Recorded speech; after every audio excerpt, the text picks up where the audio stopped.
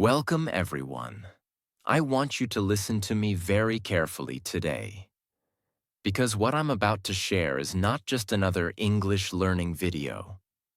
This is the exact way I went from freezing in conversations to speaking confidently, without even thinking in my native language first. If you've ever been in a situation where you understood the words, but your brain refused to respond, where you felt trapped between languages, where you had so much to say, but all the sentences died in your mind, then this video is for you. I know what that feels like. I know the frustration of knowing the answer in your head but saying nothing because you're scared you'll sound stupid. I know the pain of people switching to your language because they think you can't handle English. I know the nights where you replay the conversation in your mind thinking, I should have said this. I should have said that. And I also know something else. You can change it. You can reprogram your brain so that English is not just something you study, but something you think in. When that happens, you don't pause to translate. You don't search for words. You speak naturally without hesitation, like it's your first language. Today, I'm not just going to tell you how to do it. I'm going to take you through my own journey. From the day I hit my breaking point, to the moment I could have real conversations without fear, I'll share the small techniques that changed everything for me. The things no textbook will ever teach you. By the end of this video, you will understand why thinking in English is the only way to fluency. Learn how to train your mind step by step. Know exactly what to do from the moment you wake up until you go to sleep to make English your brain's default language. And most importantly, believe that you can do it, no matter how shy, slow, or nervous you feel now. So, if you've been stuck, if you've been frustrated, if you've been wondering, will I ever speak naturally? Stay with me. Because this is the video that will finally give you the breakthrough you've been waiting for.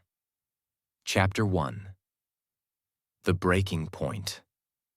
My name is Daniel Carter. I'm 25 years old, and this is the story of how I finally started thinking and speaking in English.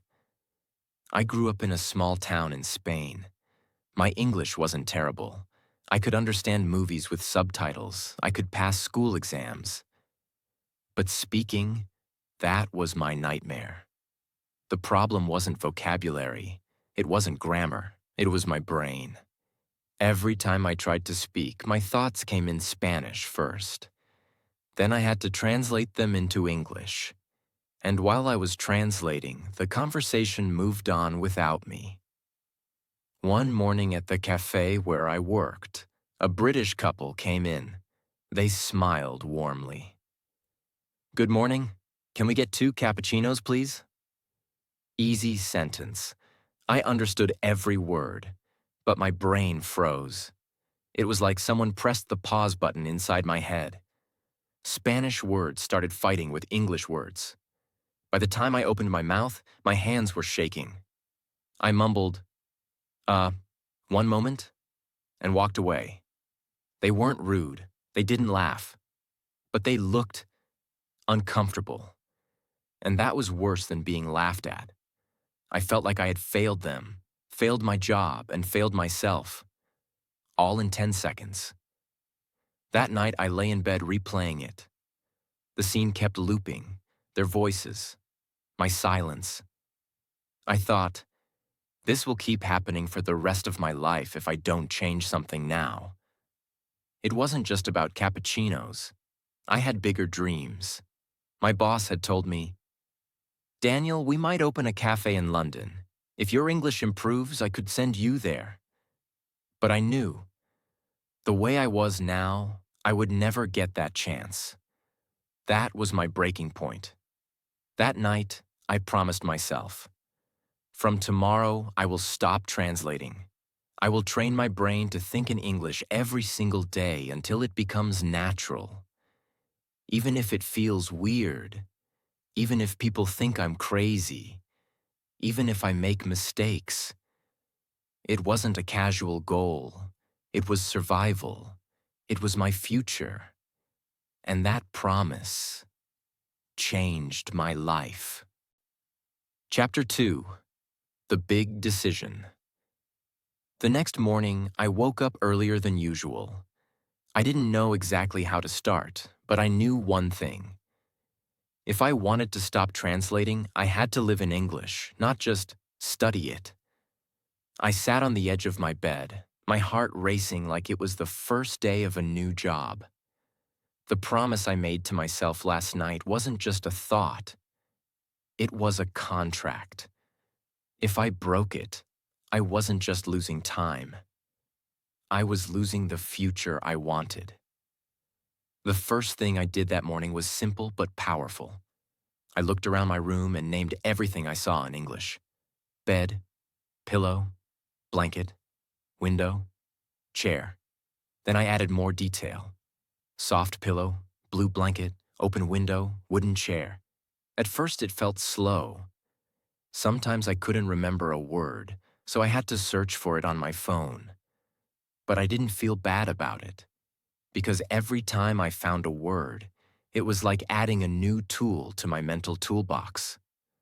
When I brushed my teeth, I didn't think, Estoy cepillándome los dientes. I forced myself to think, I'm brushing my teeth. It was awkward at first. My brain kept trying to switch back to Spanish. But every time it did, I pulled it back to English. It was like training a puppy. It runs away, but you gently bring it back. Over and over. That's how you train your brain, too. On the way to work, I looked at everything. Cars, traffic lights, shops, and described them in English in my head. Red car stopping. Woman in a yellow coat crossing the street. Small bakery on the left. At first, I was only using short, simple sentences.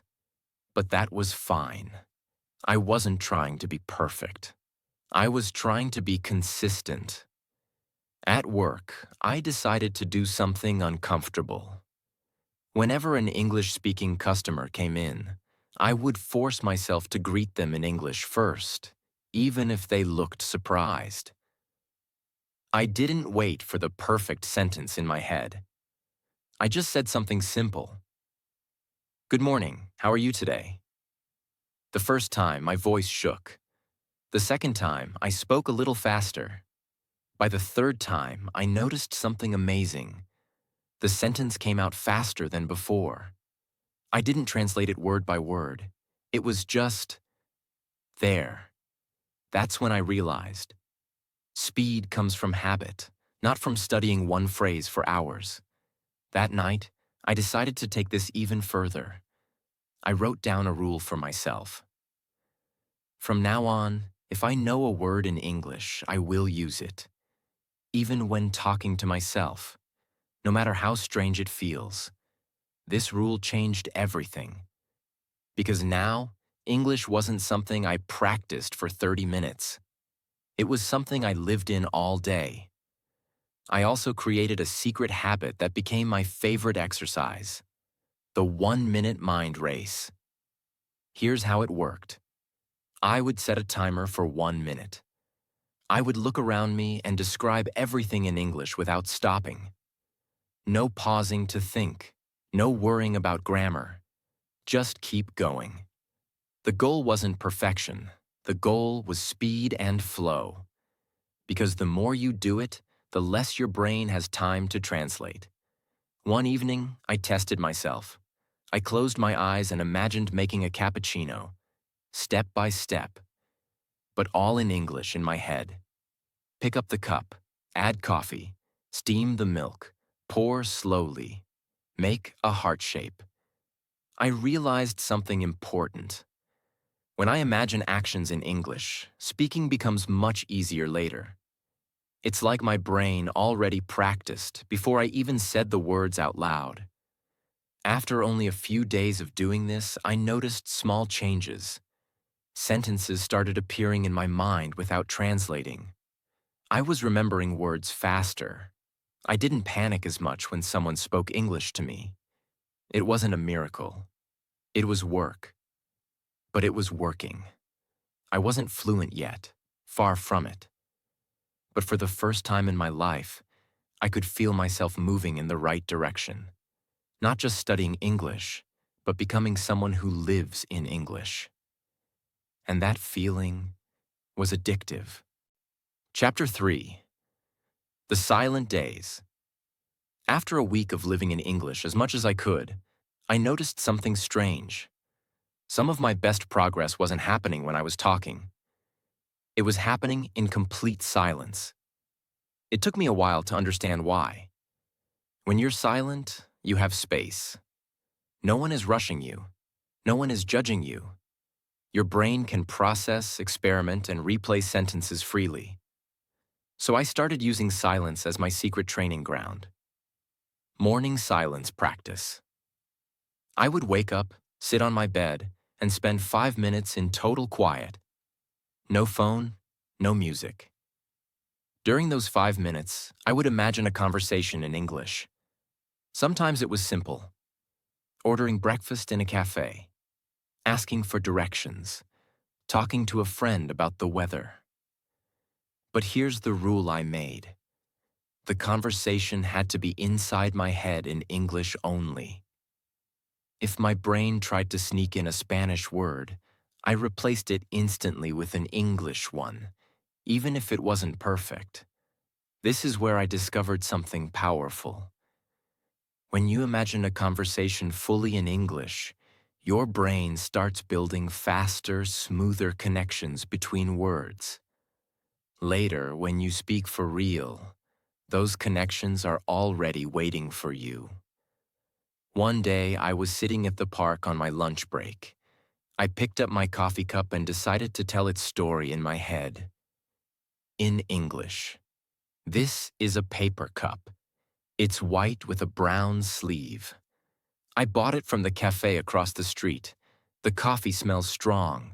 The lid is a little loose. Then I pushed it further. I made up a story. Maybe this cup came from a factory in another country. Maybe a worker packed it with hundreds of others in a big box. Maybe it traveled on a ship. Now it's here, in my hand. Why was this important? Because it stretched my English thinking beyond basic descriptions. It forced me to create, to imagine, to connect ideas, all in English. I had learned about shadowing, repeating what someone says in real time. But I discovered a silent version. I would watch English videos and move my mouth to match the speaker, but without making any sound.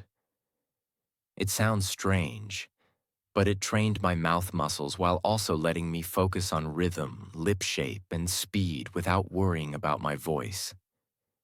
When I later spoke out loud, my mouth felt ready. When I was on the bus or walking down the street, I would narrate everything silently in my head. The man next to me is reading a newspaper. The driver is wearing sunglasses. The road is bumpy. The shop has a blue sign. It was like writing a book in my brain, constantly adding English sentences to match my surroundings. Over time, I didn't even have to force it. The sentences just appeared. Another powerful thing I did in these silent days, replaying my past conversations in English, but fixing them. Example: if earlier that day I had said to a customer, "You wait one moment," I would silently replay it later as, "Could you please wait a moment?" This way, my brain got used to better sentence structures without the pressure of a live conversation. Within 2 weeks of doing this, I could think in English for several minutes without switching back to Spanish. My vocabulary was growing naturally because I was constantly searching for words to describe things. I felt calmer when speaking because my brain had already practiced in silence hundreds of times. One night, I realized something big. I was lying in bed, thinking about my day, and I noticed I was doing it entirely in English without trying. That had never happened before in my life. But I knew this was just the foundation. Silent thinking was powerful, but if I stayed silent forever, I would never truly master speaking. The next step was scarier. Taking all that silent English in my head and bringing it out into the real world, where mistakes could happen. And that step changed everything again. Chapter 4. The first out loud attempts. After weeks of silent training, I felt like I had built a secret English world in my head. But I knew, if I kept it there forever, it would stay locked away. The next challenge was to open my mouth and let it out. And this part terrified me, because silence is safe. Speaking is exposure. The first day I decided to speak more, I didn't aim for long conversations. I just aimed for one clear English sentence in the real world. I told myself, don't try to be perfect. Just get the words out. That morning, I was at the cafe before opening. The delivery man arrived with boxes of milk and coffee beans. Normally, I'd greet him in Spanish. But that day, I opened the door and said, "Good morning, how are you today?" It was short, simple, but it was out loud. The first thing I noticed was how different my voice sounded when speaking English. It felt slower, like my mouth was testing every sound. I realized this was because my muscles weren't used to moving in English patterns. So I decided to add mouth warm-ups before speaking, repeating tricky English sounds 5 to 10 times. The, like in think, this. R, like in really, right. Ending sounds like in make, hope, fast. These few minutes made my voice feel freer, my jaw more relaxed. The next step was shadowing out loud. This time, no silent lip syncing. I matched my voice to the speaker in real time. If they spoke fast, I spoke fast. If they paused, I paused.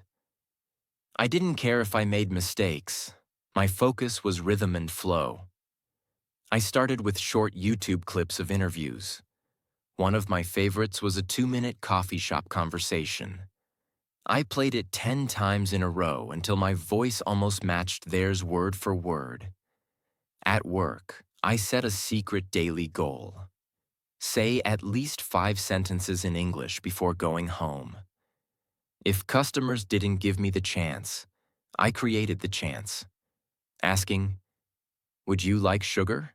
Saying, "Your coffee will be ready in a moment," or simply, "Enjoy your drink." The first few times my voice trembled, but each time I spoke, the fear shrank a little. One afternoon, a tourist asked, "Do you know where the nearest ATM is?" Normally, I'd freeze, but I took a breath and answered, "Yes, it's across the street next to the pharmacy." She smiled and said, "Thank you." I walked back into the cafe like I had just won a gold medal. Because in that moment, I realized the conversation didn't have to be perfect to feel like progress. To make my speaking stronger, I added the 3-second rule. If someone spoke to me in English, I had only 3 seconds to reply. No time for long thinking or translation. This forced my brain to send words straight from thought to mouth. Example. Customer. "Could I get an extra spoon?" Me. "Of course, just a moment." Fast, natural, done. The more I did it, the less my sentences felt built, and the more they felt released. At home, I created out-loud narration nights. I'd choose a simple activity, making tea, cleaning my desk, and talk about it out loud in English as I did it. "I'm filling the kettle. I'm turning it on." The water is boiling now. I'm pouring it into the cup. It felt silly at first, but it connected my actions directly with English words in real time, exactly like how children learn their first language. I also recorded myself once a week. The first time, I hated my voice. It sounded slow, uncertain, and sometimes wrong. But that recording became my proof of progress. Every week, I compared it to the last one. Some mistakes stayed, but my speed and confidence kept growing. These first out-loud attempts weren't dramatic. They weren't perfect. But they were building something important. The bridge between my English thoughts and my English voice. And every time I crossed that bridge, it felt a little stronger, a little faster, a little more like home. Chapter 5. The First Real Conversation. I still remember the day it happened. It wasn't planned. I didn't have notes. And maybe that's why it was so important. Because real conversations don't give you time to prepare. It was a Friday afternoon at the cafe. The sun was shining and the place was busy. Tourists, locals, families. Everyone seemed to be talking at once. I was behind the counter when a man walked in. Tall, with a backpack, holding a city map. He smiled and said, "Hey, I'm looking for a good place to have dinner tonight. Any recommendations?" Normally, this is where my panic would take over. But that day, I decided. No running, no hiding, no switching to Spanish. This was my chance to see if my silent thinking and short speaking practice had prepared me for the real thing. I smiled back. Yes, there's a restaurant near the main square. They serve really good seafood. He leaned on the counter. Oh, that sounds great. Is it expensive? I didn't know the perfect way to say not too expensive, but I remembered my rescue strategy. Keep it simple, but keep it moving. It's not too expensive. The food is good, and the place is beautiful at night. He nodded. Nice. And do I need a reservation? Reservation. That word flashed in my mind. I had learned it months ago, but never used it. This was my moment. Yes, maybe. On weekends, many people go there. You can call them. Here's what I noticed. I wasn't speaking perfectly, but I wasn't freezing either, and my brain wasn't translating. It was just responding. He smiled. Thanks for your help. By the way, you speak English really well. Those words. They felt like a reward for every silent practice, every nervous sentence, every early morning mouth warm-up. After he left, I replayed the conversation in my head. Not to criticize myself, but to upgrade it. Example. Instead of, the food is good and the place is beautiful at night, I could have said, the food is delicious and the view at night is amazing. This is something I now call conversation rebuilding. After every talk, I replay it in my head and improve my sentences so my brain is ready for next time. I also learned a huge lesson that day. The goal is not to say everything perfectly. The goal is to keep the conversation alive. If you forget a word, you can. Use a simpler synonym. Delicious. Really good. Describe it. Reservation. Call before you go. Or gesture if needed. The important thing is, don't stop talking. From that day forward, I made a new rule. One real conversation in English every day. It didn't matter if it was with a tourist, a colleague, or even online. One conversation every single day. At first, some were short, just a few lines. But over time, they got longer, faster, and more natural. Something else happened that I didn't expect. My fear started turning into excitement. When I saw an English-speaking customer walk in, I felt curious instead of nervous. I started thinking, what will I learn from this one? instead of, what if I fail? That mental shift from fear to curiosity was huge, because once you're curious, you start listening better. And the better you listen, the better you respond. That week, I had a conversation with an Australian couple about Spanish food. I didn't just answer their questions. I asked them questions back.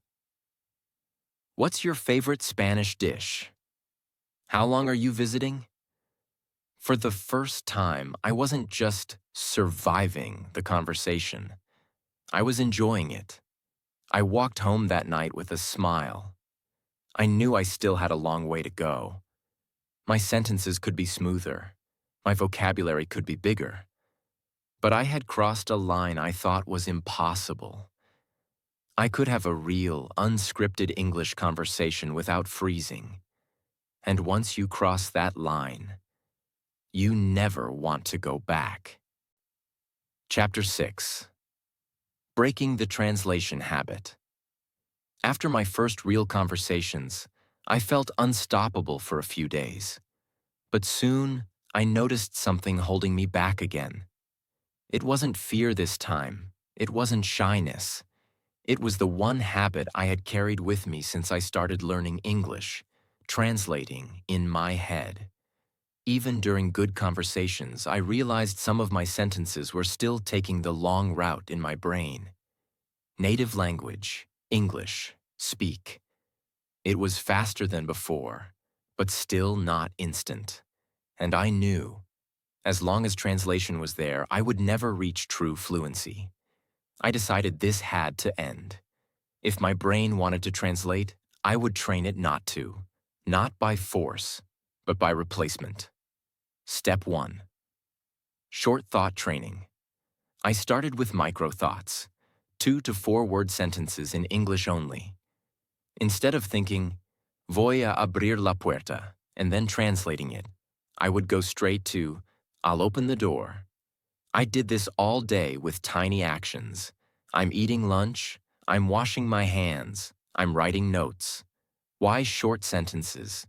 Because they don't give your brain time to slip into your native language. Step 2. Visual thinking in English. I stopped linking English words to my native words. Instead, I linked them directly to the object or action. Example. When I thought apple, I didn't see the Spanish word manzana in my head. I saw an actual apple, shiny, red, fresh, and connected it straight to the English sound apple. This way, there was no middle step. The English word became the first and only label in my mind. Step 3. Real-world reaction speed. I created small reaction challenges for myself. If I saw something happen around me, I had to name it in English immediately without pausing. Bus arrives? The bus is here. Child running. The boy is running. Coffee spills? The coffee spilled. At first I hesitated, but after weeks of doing this, the speed improved so much that I didn't even realize I was doing it. Step 4. Ban on mental translation. I set a strict personal rule. If I caught myself translating, I stopped mid-sentence and rebuilt it in English. Example. If my brain started with voy a tomar un descanso, I paused and thought directly in English. I'm going to take a break. At first it slowed me down. But slowly, the direct English thinking became natural. Step 5. Rescue phrases to keep flow. One big reason people translate is because they don't know a word. So instead of stopping and translating, I trained myself to use rescue phrases. It's something that you use it for. Example. I forgot the word whisk, used in cooking, so I said, it's something you use to mix eggs quickly. The listener understood, and I didn't break the English flow. Step 6. Double listening technique. I began listening to English conversations. In movies, podcasts, or real life. And forcing myself to process them in English only. No subtitles in my native language. No mental translation. When a sentence was unclear, I didn't jump to my dictionary immediately. I replayed it in my head, guessed the meaning from context, and kept going. This built my tolerance for not understanding everything, which is essential for real fluency. Step 7. Mind merging. This was my most powerful habit. I merged my daily identity with English completely. If I was writing a shopping list, I wrote it in English. If I was daydreaming, the characters in my head spoke English. If I was thinking about my goals, I described them to myself in English. I wasn't learning English anymore. I was living in English. Within a month of doing this, something magical happened. I caught myself walking to work, thinking about a memory from last summer. And the memory was in English. The voices, the dialogue, the emotions. It felt strange at first, like my brain had switched operating systems. But then it felt freeing. This is when I realized fluency isn't about knowing every word. It's about making English the first language your brain chooses without asking. And for the first time, I felt like I was truly on the way there. Chapter 7. Speaking like you think. After I finally broke the translation habit, something new started happening. When I thought of something in English, I could say it almost instantly. But there was still a gap. My spoken sentences were simpler than the thoughts in my head. I wanted more than just good enough English. I wanted my spoken words to match the complexity, emotion, and speed of my thoughts. I began noticing this gap during conversations at the cafe. For example, a tourist once asked, "What's the best thing about living here?" In my head, I had a long, detailed answer about the smell of fresh bread in the mornings, the energy of the market, the old streets at night. But what came out of my mouth was, "It's nice. People are friendly." It wasn't wrong, but it didn't match what I really wanted to say. I decided to fix this with a new kind of training, thought-to-speech expansion. The goal was simple. Take the thought in my head and practice saying it in full, colorful English, not just the safe version. Step 1. Slow down to expand. I started by slowing my speaking speed during practice, not in real life, but when I was alone. For example, if my thought was, "The weather is nice," I'd say, "The weather is nice today because the sun is shining, the air feels fresh, and it's not too hot or cold." I trained myself to add layers: description, reason, feeling. The more layers I added, the more natural it became to speak in full thoughts instead of cutting them short. Step 2. Use connectors like glue.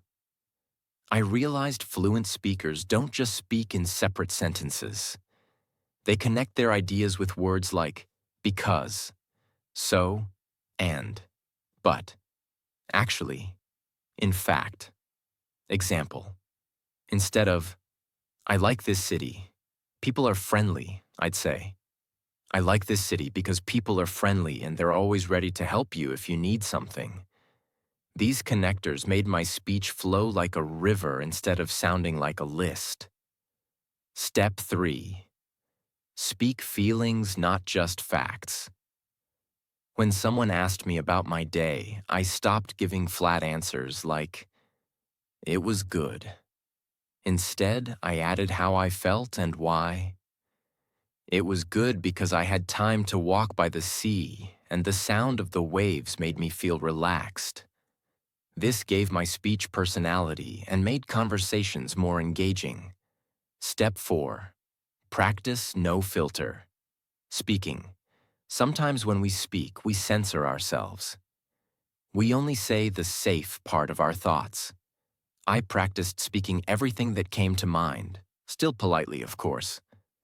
For example, If I tasted a new coffee at work, I didn't just say, "It's nice." I'd say, "It's nice. It has a rich flavor, a little stronger than usual, and I can taste a hint of chocolate." The goal was to get comfortable expressing my full thought in English without cutting it down. Step 5. Copy the natural flow of natives. I started paying attention to how native speakers told stories. They didn't rush. They used pauses, changes in tone, little fillers like, "you know," or "I mean," not to waste time, but to keep the flow natural. I recorded short voice messages to myself, copying this style. It felt awkward at first, but soon my speaking sounded more relaxed and confident. Step 6. Daily real-life testing. I didn't keep this training private. Every day, I tested it with real people. When a customer asked about the weather, I'd give them my expanded version. When a friend asked about my weekend, I'd tell them the full story, not just good or busy. Sometimes they looked surprised at my long answers, but I could see they were more interested, more engaged. After a month of this, my spoken English started matching my thoughts almost perfectly. When I looked at something, my brain gave me the words. My mouth said them, and it sounded exactly like I imagined. It was no longer just thinking in English. It was living in English and speaking it in its full color. But I wasn't finished.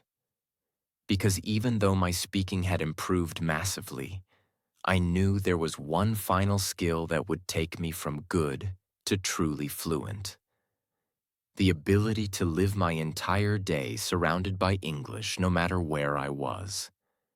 And that's what came next. Chapter 8. Living in English.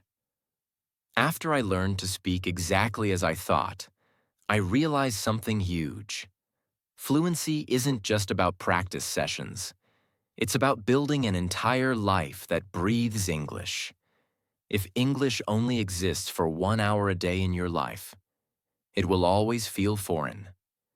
But if English surrounds you from the moment you wake up until you go to sleep, it becomes your environment. It becomes your natural state. Step 1. English. From the second I wake up, the first words in my head each morning were in English, not because I forced them, but because I planned for it.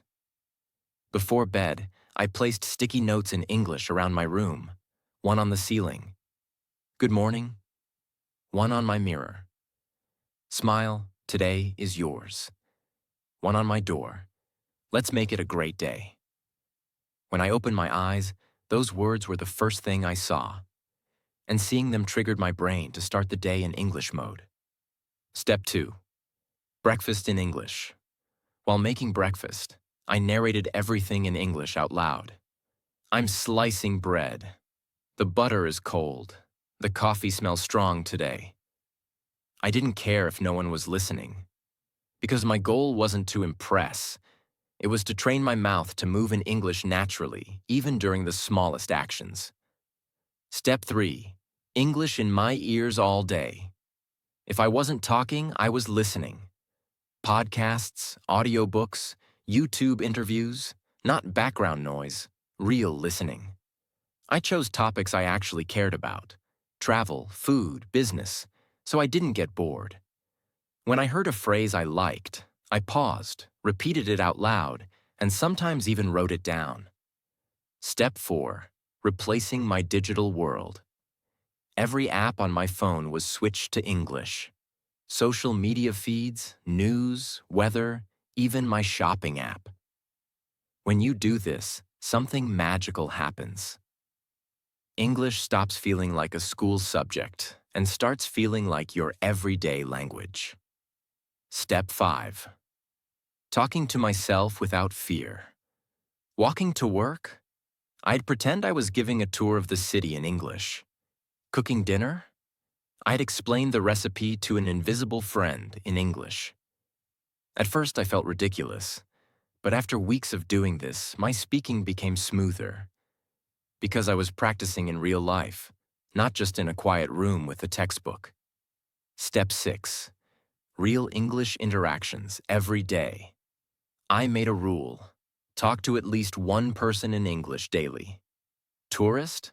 Yes. Colleague who's learning English? Yes. Online video call with a stranger? Yes. Some conversations lasted 20 seconds.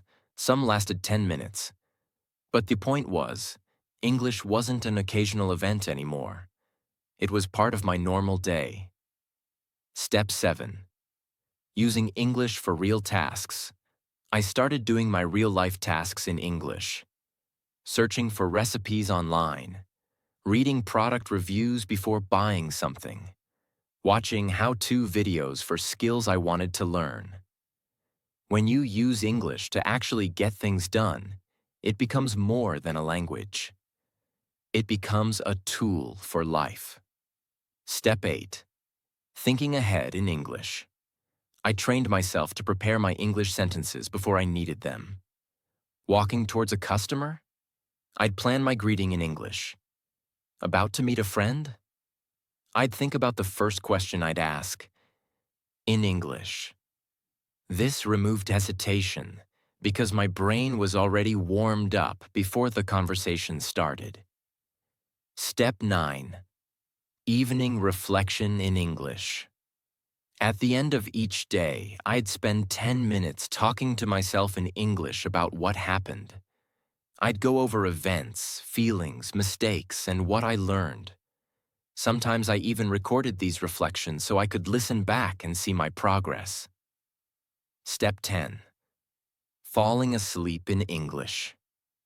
My final step was to end the day in English too. Before sleeping, I'd listen to a calm English audiobook or imagine a story in English in my head. Some nights, I'd replay a great conversation I had that day, word for word. By doing this, I wasn't just studying English. I was living inside it 24/7. After a few months of this, something incredible happened. I stopped switching between languages. My mind didn't need to warm up anymore. English wasn't a guest in my life. It was part of me. But I still wasn't done. Because now it was time for the stage that would make my English not just fluent, but unshakable, even in the most unexpected high-pressure situations. And that's exactly what came next. Chapter 9. The Pressure Test. Living in English had changed my daily life. It was no longer a study habit. It was my reality. But I knew something. Being fluent in your own comfortable routine is one thing. Speaking fluently under pressure, that's a different game. Why pressure matters. When you're relaxed, you have time to think. When you're under pressure, a job interview, a fast conversation, a public question, your brain can panic. And if you haven't trained for that, your fluency can disappear in seconds. I didn't want sometimes fluent. I wanted unshakable fluency. The kind that stays with you even when your heart is racing. It came unexpectedly. One morning, the cafe was full, and my boss asked me to handle a group of 6 foreign tourists, all speaking English, all ordering at once. They were talking quickly, interrupting each other, laughing, asking for changes. A few months earlier, this would have crushed me. But I took a deep breath and focused on one sentence at a time. Okay, 1 cappuccino with no sugar. Sure, 2 croissants, warm or cold? Yes, we can add extra milk to that. When you're under pressure, the key is to simplify. Don't try to be perfect or use fancy words. Keep the flow alive with short, clear sentences, and your brain will keep up. I started creating pressure drills for myself to prepare for situations like this. I'd set a timer for 1 minute and try to answer rapid-fire questions out loud without pausing. Questions like, what did you do yesterday? Describe your favorite food. Tell me how to make tea. The rule was no silence longer than 2 seconds. I'd pick a random object, a shoe, a pen, a lamp, and speak about it in English for 1 full minute. It forced my brain to create sentences even when I wasn't ready. I'd practice speaking while the TV was on or with background cafe sounds playing.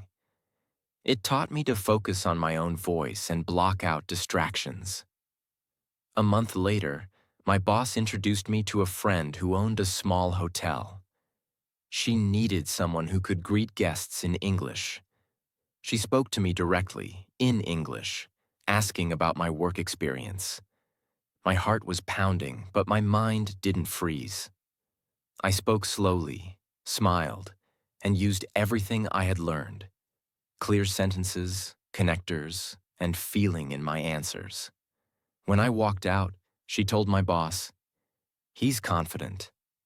I like the way he explains things." Another day, I was walking home when a lost traveler stopped me. He asked for directions to the train station, but in a heavy accent I wasn't used to. Months ago, I would have panicked. Now I listened carefully, caught the key words, and replied with a full answer. Not just go straight, but go straight for 5 minutes, then turn left after the bank.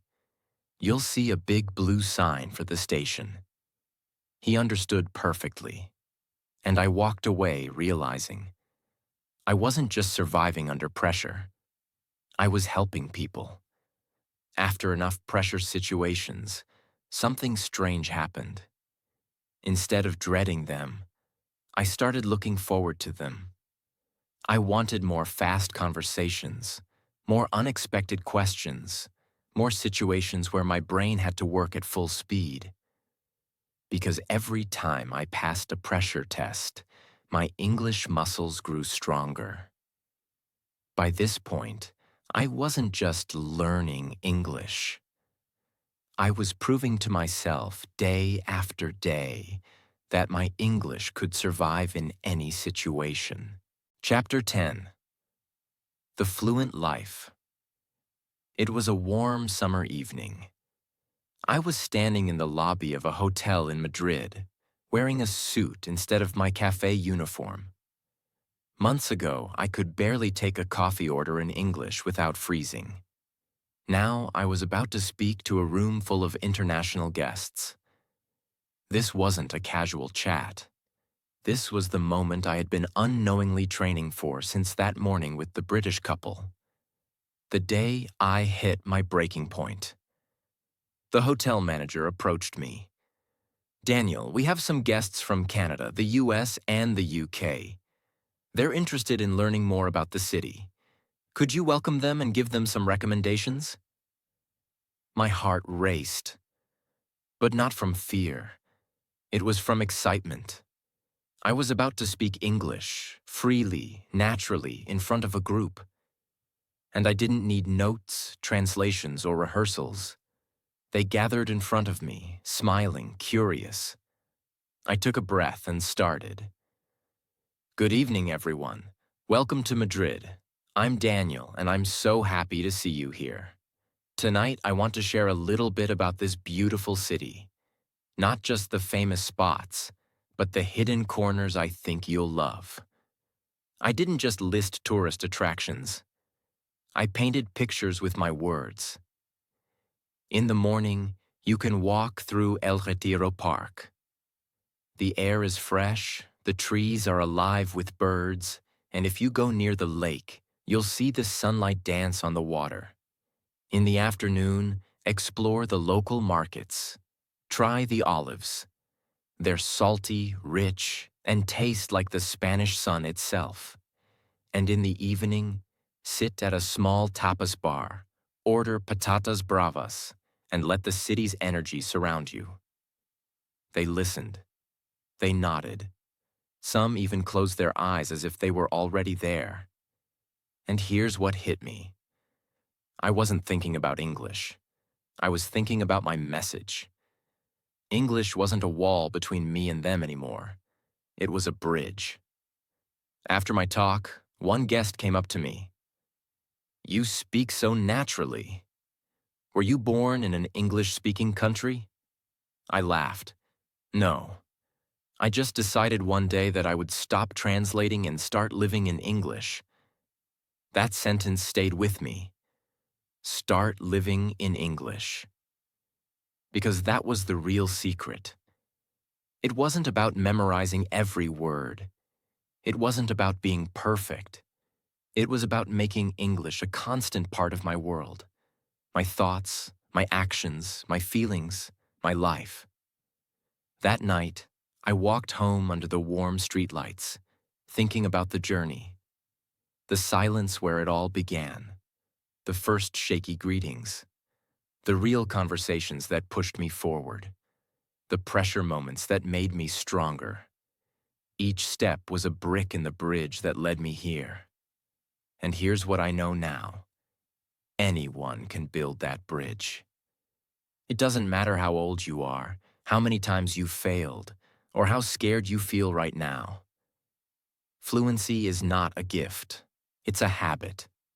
And once you start living in English, you can't go back. If you're watching this, maybe you're still in the silent days. Maybe you're stuck translating in your head. Maybe you've tried and failed before. I want you to know this. I was you. I stood where you stand. I felt the same frustration, the same fear, the same question. Will I ever be fluent? And the answer is yes. Not in theory, not in dreams, but in reality. Because the day you decide to live in English, to make it the air you breathe, the words you think, the voice in your mind, is the day fluency stops being someday and starts being inevitable.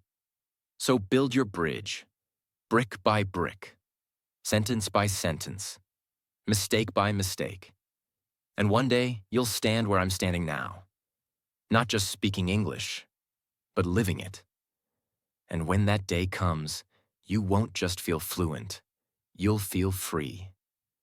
If my story lit even a small fire inside you, if it made you believe that yes, you can be fluent, then don't let that fire die here. Hit subscribe right now. Because this channel isn't just about learning English, it's about transforming your life through it. Every video is another brick in the bridge you're building. And if you stay with me, I promise, one day you'll look back and realize that the English you once dreamed of is now the English you live in. Subscribe now. Let's walk this journey together step by step until fluency is no longer your goal. It's your reality.